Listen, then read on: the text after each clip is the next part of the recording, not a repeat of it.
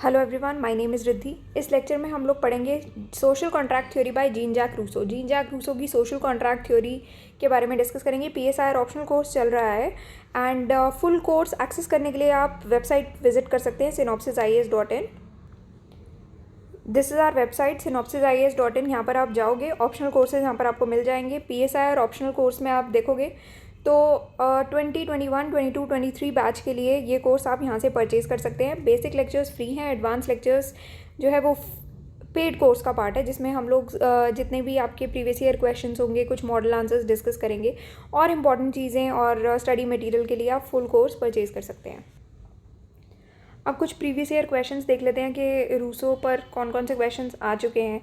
जैसे 1998 में ये क्वेश्चन आया था, Rousseau's theory of social contract in Hobbes Leviathan with its head chopped off. Discuss. Then comment, I give the name to every state that is governed by laws, no matter what the form of its administration. Rousseau 2000 में ये question आया था।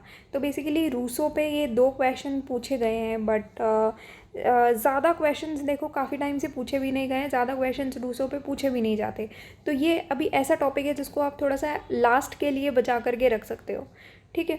बाकी सारी चीज़ें जो है वो आप पहले कर सकते हो। जैसे लॉक हमने डिस्कस किया, लॉक इंपॉर्टेंट है, काफ़ी बार आता है, वो आपको पढ़ना ज़रूरी है। ऐसे जेएस मिल का अगर मैं बोलूँ, वो भी काफ़ी बार आता है, पढ़ना ज़रूरी है। हॉब्स पढ़ना ज़रूरी है। बट अभी अगर आप रूसो की बात करो, ठीक है, थोड़ा सा एंड के लिए रख सकते हो। जब भी अभी हम थ्योरी ऑफ स्टेट की अगर हम बात करते हैं, उसमें आप रूसो को थोड़ा सा एंड के लिए रख सकते हो।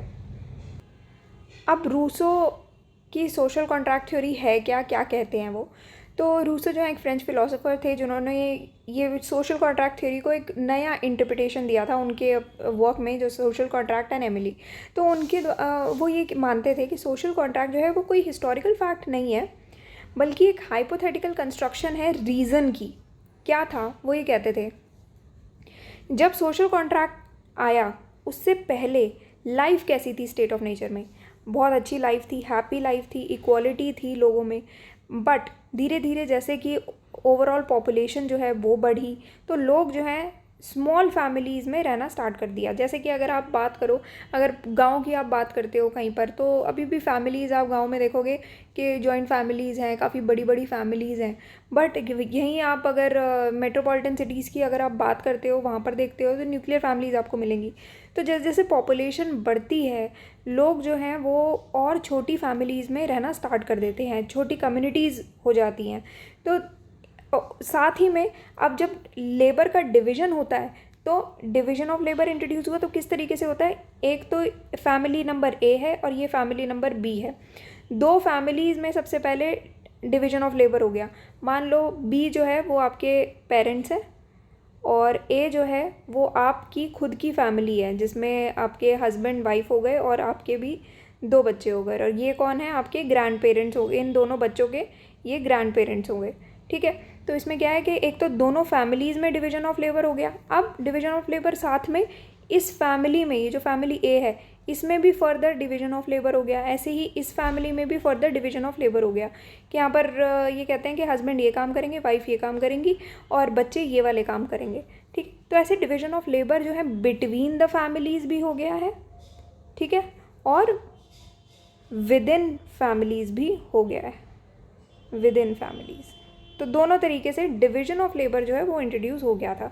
नई नई डिस्कवरीज़ हुई, नई नई इन्वेंशंस हुई कि कैसे हम लाइफ को और ईजियर बना सकते हैं। अब जैसे जैसे लाइफ और ईजियर हो गई और लेजर टाइम जो है लोगों को मिलने लगा, फालतू टाइम मिलने लगा, जिसमें वो थोड़ा सा आराम कर सकते हैं। अब जब लेजर टाइम में लोग क्या क्या करते हैं, तो लोग जो हैं एक दूसरे से कंपैरिजन्स करते हैं एक दूसरे में, और लोगों में भी कंपैरिजन करना स्टार्ट कर दिया, जिसमें पब्लिक वैल्यूज़ जो है लोगों की सामने आई, जिसमें से और कुछ जो इमोशंस हैं वो निकल करके सामने आते हैं, जैसे शेम है, एनवी, प्राइड, कंटेम्प्ट। तो ये सारी पब्लिक वैल्यूज़ सामने आती हैं। साथ में रूसो के अकॉर्डिंगली प्राइवेट प्रॉपर्टी का जो इन्वेंशन है वो बहुत इंपॉर्टेंट माना जाता है, जिसकी वजह से अभी ह्यूमैनिटी का एवोल्यूशन जो है वो देखा गया है कि एक बहुत इंपॉर्टेंट रोल प्ले करता है प्राइवेट प्रॉपर्टी ह्यूमैनिटी के जो एवोल्यूशन है। कि पहले माना जाता था कि सिंपल प्योर स्टेट थी जो कि अब ह्यूमैनिटी का एवोल्यूशन कैसे हो गया, greed, competition, vanity, inequality, wise. तो प्राइवेट प्रॉपर्टी से ये सारे इमोशंस भी निकल करके सामने आते हैं।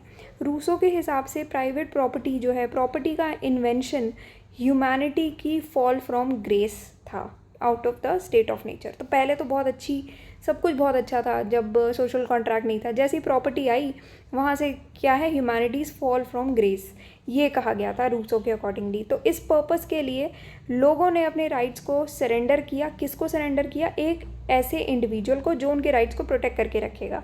ठीक है, तो अब एक सिंगल इंडिविजुअल को या तो आप कर सकते हो अपने राइट सरेंडर, या फिर आपने एक कम्युनिटी को राइट सरेंडर कर सकते हो।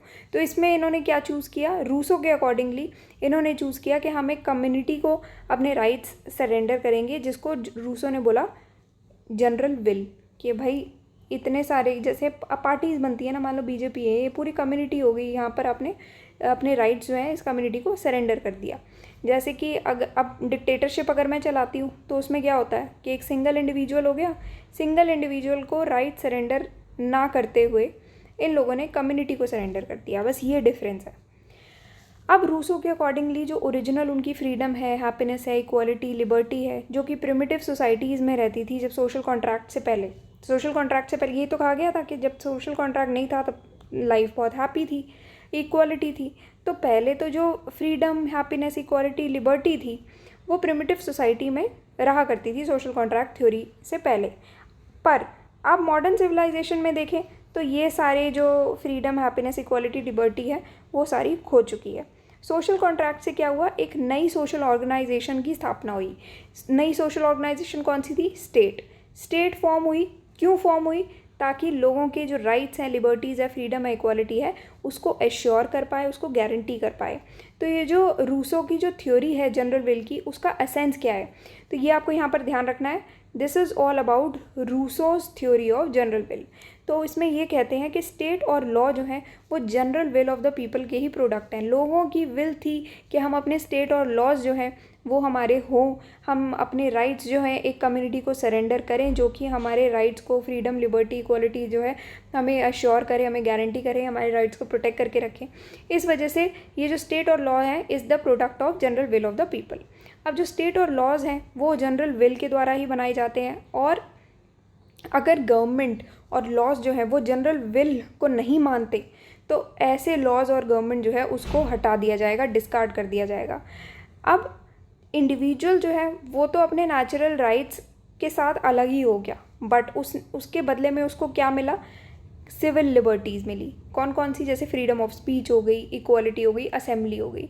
तो पहले तो इंडिविजुअल को नेचुरल राइट्स मिले हुए थे, बट अब उसको दाव पर लगा करके लोगों को क्या मिला, सिविल लिबर्टीज़ मिली, ये सारी चीज़ें मिल गई। तो जनरल विल जो है वो विल ऑफ द मेजॉरिटी है, ठीक है, जो कि अभी ओबीडियंस दिखाते हैं। फिर मेजॉरिटी जो है उनको एक्सेप्ट किया जाता है सिर्फ एक बिलीव पर कि मेजॉरिटी का व्यू जो है वो माइनॉरिटी के व्यू से तो ज़्यादा ही करेक्ट होगा। तो ये एक चीज़ मानी जाती है। हर एक इंडिविजुअल जो है he is not subject to any other individual. तो एक अगर आप कोई भी इंडिविजुअल लेते हो तो वो दूसरे इंडिविजुअल के अंडर नहीं आता, बल्कि वो जनरल विल के अंडर आता है, ठीक है। तो और अगर वो जनरल विल को ओबे करता है, इसका मतलब है वो खुद को भी ओबे कर रहा है। उसकी सॉवरेनिटी जो है वो इनफॉलिबल है, इनडिवाइसिबल है, अनरिप्रेजेंटेबल है एंड इलिमिटेबल है। तो इसीलिए रूसो ने लोगों की सॉवरेनिटी को फेवर किया है। उसकी जो नेचुरल लॉ थ्योरी है वो it is confined to the freedom and liberty of the individual, ठीक है। तो रूसो कहते हैं कि मेरी नेचुरल लॉ थ्योरी जो है वो फ्रीडम और लिबर्टी पर बेस्ड है, कि इंडिविजुअल के पास फ्रीडम और लिबर्टी होने चाहिए। उनके लिए रूसो के हिसाब से state, law, sovereignty, general will ये सारे इंटरचेंजेबल टर्म्स हैं, क्योंकि रूसो की थ्योरी जो है वो फ्रेंच और अमेरिकन रेवोल्यूशन से इंस्पायर्ड है। तो इसीलिए वो नेशनलिज्म को थोड़ा सा ज़्यादा तवज्जो देते हैं। तो रूसो ने अपनी जो ये सोशल कॉन्ट्रैक्ट थ्योरी है वो इस प्रिंसिपल पर बनाई है, that man is born free but everywhere he is in chains. कि मैन था तो फ्री ही, जब सोशल कॉन्ट्रैक्ट नहीं था उससे पहले मैन फ्री था, बट अब जो है अब सोशल कॉन्ट्रैक्ट भी वो खुद ही लाया, जनरल विल भी चल रही है, तो ठीक है, but everywhere he is in change. तो ये चीज़ जो है इसकी बात की है।